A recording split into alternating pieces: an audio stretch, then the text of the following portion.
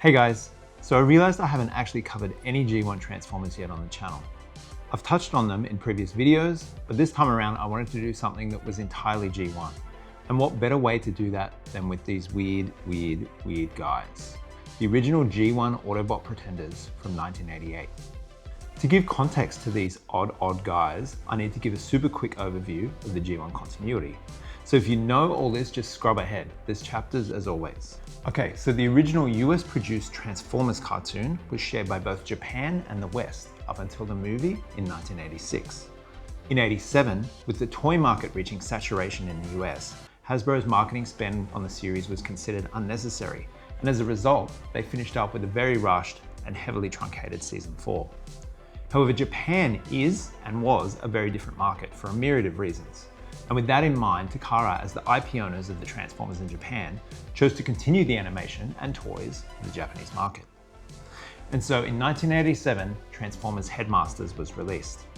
Produced by Toei Animation, G1 Transformers was now officially an anime series with a range of supporting toys.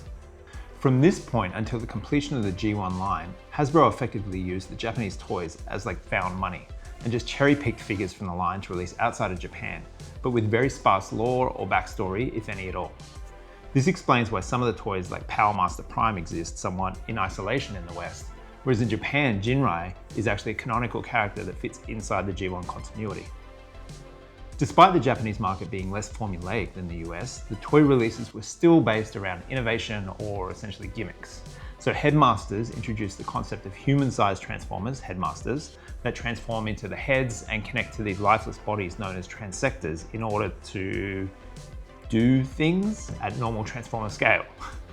There were even nested or multi-layered Headmasters like Fortress Maximus, who had a normal scale Headmaster, Cerebros, who connected to a transector, Fortress, at normal Transformer scale, who in turn transformed into the head of an even bigger city-scale transector, Fortress Maximus. Pretty cool. And that brings us to Super God Masterforce, which was the series following Headmasters in 1988. This is where things got even stranger. The newly introduced Godmasters weren't that much of a stretch as toys. Much like Headmasters, you had a little Transformer that joined a larger one, but this time around it wasn't restricted to the head. It was more the heart or life force of the Transformer. But the weird bit is that in the cartoon, Godmasters were actually humans. So human heroes that effectively become Transformers. Okay, so we're getting a bit wild, but these are still not the weirdest Transformers in my opinion. Now, if humans are becoming Transformers, then why can't Transformers become human? Enter the Pretenders. At first glance, this is some desperate innovation. In the cartoon, it's still odd, but the transformation is passable. There's like some magic light and the giant robot becomes some sharply dressed, handsome guy walking around living a normal life. I mean, we already had no issue with the mass shifting of Megatron and the like, so let's just go with this too. And if we look at the very first premise for Transformers, robots in disguise, this has to be the ultimate version of that ethos, right? But how do you make that work for the toys? Well, Takara's answer was to have a rigid shell that just clipped over the robot, and to hell with any concept of scale. I don't quite know how these appeal through the eyes of a kid. The humans have almost no articulation and are clearly the wrong scale compared to their robot forms, as well as other Transformers. But once you get past their many shortcomings, 40 years on, I have to say, I find them adorable. It's like they're so bad that they're good. And if you take the time to appreciate the details like the head and hand sculpt, there's a lot here to love. So Masterforce introduced us to 4 Autobot Pretenders: Metalhawk, the leader; Diver, the sea expert and marine biologist; Phoenix, the German airport employee; and Lander, the American turtleneck sporting playboy. Their release in 1988 coincided with Takara starting to ship production offshore. So while they were designed and tooled in Japan, Diver, Phoenix and Lander were all made in Macau, as shown on the box and on their feet. Metalhawk, however, was completely made in Japan, presumably due to the heavy die-cast construction of his robot and the additional painting details on his human shell. This is almost certainly why Metalhawk was never picked up by Hasbro and consequently never available outside of Japan. Stateside, Diver was released as Wave Rider, Phoenix as Cloudburst, and Lander as Landmine. Taking a look at the boxes, they all tie in with the classic Japanese G1 Transformers format, with the C- number top right indicating that they are Cybertrons, the Japanese version of Autobots. And these guys are numbers 200 to 203. We get a dynamic airbrush style portrait of 3 modes of the toy: human in armor, Cybertronian, and alt mode. Photos of the 3 modes are shown similar on the left side. Flipping up the lid, we reveal a window to the toy which showcases both the robot and the human. And on the top inside of the lid is more photos of each toy mode, animation of each toy mode, and a trippy toy diorama. Interestingly, Phoenix and Lander both incorrectly labeled the Pretender as Diver below the toy window. The sides showcase more toy photography, and the back features a classic Transformers artwork showing Jinrai and Lander fighting a pair of Decepticon or Destron Pretenders. There's also some background on the role of the Pretenders in the Masterforce anime and specs for each warrior, alongside the spec chart that I'm sure by now was just randomly completed by an intern. Each of the Pretenders sits inside a blister-form tray with a pocket for their accessories. A bag stored behind contains a pair of promo catalogs, a decal sheet, a Takara marketing opt-in mail away, a flyer promoting the Lander mail away promotion that I'll cover in a second, the classic red translucent sheet to view the spec chart on the back of the box, a character card, and an instruction sheet. Okay, boxes out of the way, let's dive into the actual toys. So essentially the Pretenders themselves are small Transformers that have their own modest transformation into some sort of nondescript vehicle, but that can also nest inside the human to, look, I don't really know what they're meant to do. In the show, they do like normal human life stuff, Lander even goes on dates, but the toys really just have battle armor and weapons, and I don't know. Personally, I think that their native Cybertronian metal robot forms are better suited to combat, but I can see that maybe this was Takara's play at like a He-Man Masters of the Universe playability, although Motu was pretty much long dead by 1988. So for me, their combat-heavy human forms only adds to the bizarre nature of these charming toys. Also, stating what I think is the obvious here, there's no real benefit from putting the bot into the shell, unless you want to store them this way, or if you like the additional weight the bots add to the human forms. Otherwise, after you've done it once to just try it out, you're much better off displaying them side by side, as I do, and as I have here. The bots have minimal detail and are very skeletal, but that's to be expected based on the nesting mechanic. Note that none of the bots are able to equip the human weapons. Only some have holes in the hands, and they're vastly different in size to the human hands. Their alt modes correspond to their land, sea, and air themes, with Lander turning into a car, Diver a submarine, and Phoenix a ship. Although again, they're all very loose Cybertronian style vehicles in the sense that they're more sci-fi in style and don't mirror actual human vehicles like the original Transformers premise. Turning to the outer human shells, Phoenix, Lander, and Diver are all relatively similar, while Metalhawk as the team leader offers a few distinct differences. The human shells are unsurprisingly rigid, with only the most basic arm rotation at the shoulder. In general though, they are nicely detailed with a distinct color palette for each character.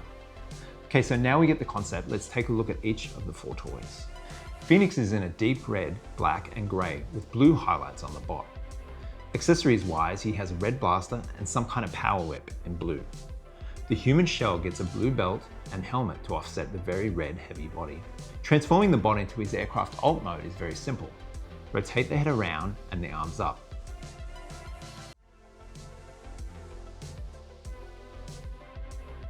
Spin him around and pull the wings out.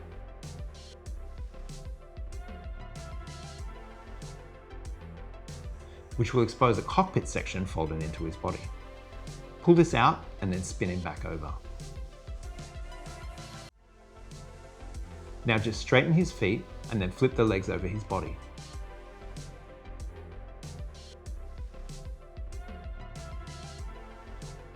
Lastly, his blaster slides into the base.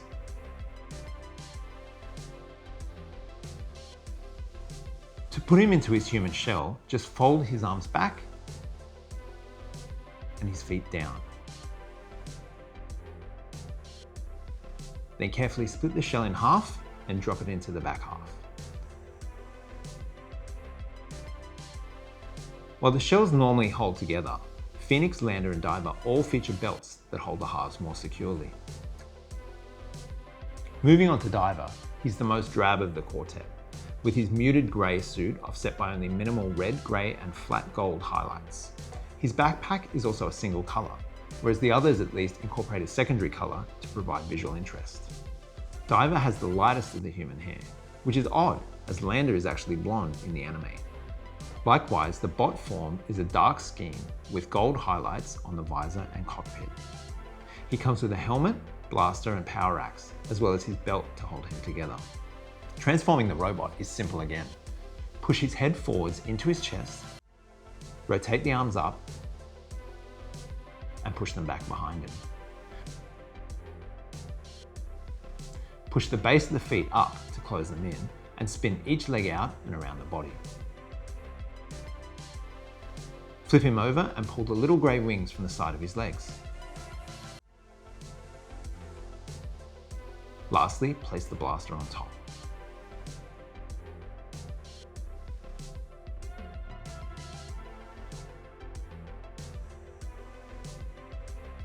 To fit the robot into the human, flip the feet down and bend his arms behind him.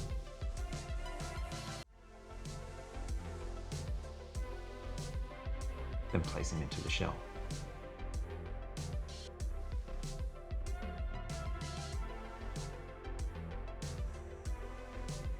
Next up is Lander. I touched on the promo flyer earlier, as Lander was never available in Japan at retail. He was only available as a limited mail-away promotion of 3,000 units, which was communicated as a prize draw. These were all distributed over a 6-month period finishing in December 1988. Lander is the brightest of the four, with his lovely warm yellow suit and glossy red highlights. His backpack has a lovely blockiness to it too, and even his boots are the chonkiest of the bunch. His bot mode is similarly vibrant, and apart from Metalhawk, is the standout of the team. He comes with a blaster, a stubby power sword, and a helmet that perfectly matches his blocky style. Transforming into his vehicle mode is again a piece of cake. Rotate his head around, spin his arms up, straighten his feet, and fold his legs upwards towards his head. Chuck the blaster in the back of his head, and away you go.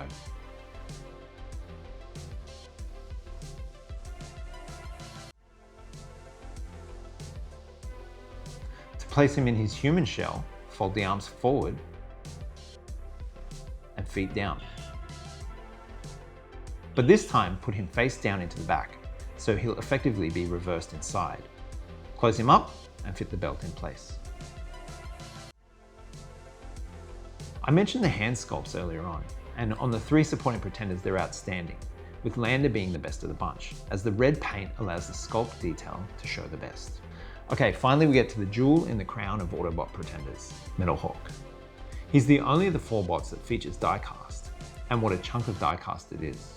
This whole gold top section is solid metal, which gives him significantly more heft than the rest of his team. His human shell also has special treatment. The head sculpt really is handsome, and the painting is outstanding. There's even a touch of white in his eyes, which none of the other Pretenders are afforded. Also notably, he's the only one of the 4 with an actual mouth. His classic hero palette of blue, red, yellow, and white highlights a ton of detail, and he features eye-catching shoulder armor with metallic stickers distinct from his teammates. Metalhawk clearly stands out from his supporting cast. He comes with a blue rocket launcher and a power sword that's larger in size to Lander's. But as they say, size isn't everything, and I actually think that Lander's is the cooler of the 2. It seems like there's additional details everywhere with Metalhawk, and his helmet is no exception with its large red horn. This guy has a world-class head of hair though, so it's a crime to keep it covered up. You can probably see a sticky residue on his shoulders, and this seems to be common on Metalhawk, as I also bought a cheap scratched up body to potentially restore later, and likewise his shoulders are starting to exhibit this plasticizer migration behavior, where some of the plastic chemical that's used to make the texture softer seeps to the surface over a period of decades. This can be slowed by managing humidity, but ironically the toys stored mint in box are probably those that are suffering this condition the most. To transform the bot into his airplane mode, flip him over and slide out the landing gear to help you pull out the nose. Once you have a handle on it, rotate it up above his head and into place. Carefully unclip his knees and spin them back.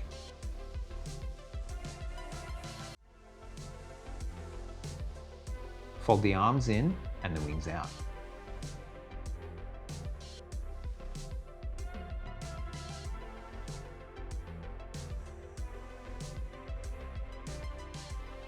Lastly, clip the grey wings into the sides of his legs.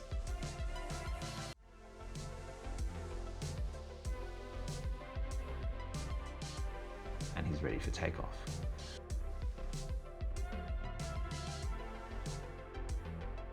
To put this shiny boy into his human body, you need to fold his arms behind, taking care not to damage the wings.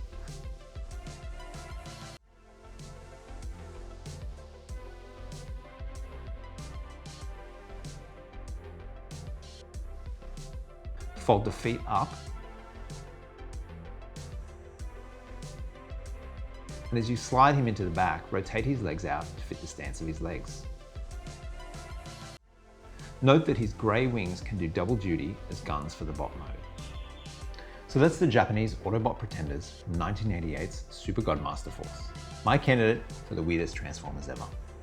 Let me know if you disagree with me. Also, if you want to see more G1 Transformers or something else, likewise leave a comment. Thanks for watching and see you next time.